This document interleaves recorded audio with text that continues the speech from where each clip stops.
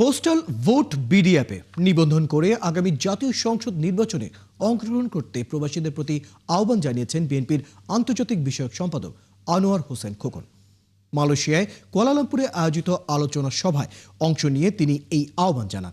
এ সময় তিনি বলেন, প্রবাসীদের ভোট খুবই গুরুত্বপূর্ণ, তাই আগামী নির্বাচনে ভোটার অ্যাপে নিবন্ধিত হয়ে ধানের শীষ প্রতীকে ভোট দেওয়ার আহ্বান জানান তিনি, যাতে বিএনপি ক্ষমতায় গিয়ে দেশের মানুষ ও প্রবাসীদের উন্নয়নে কাজ করার সুযোগ পায়।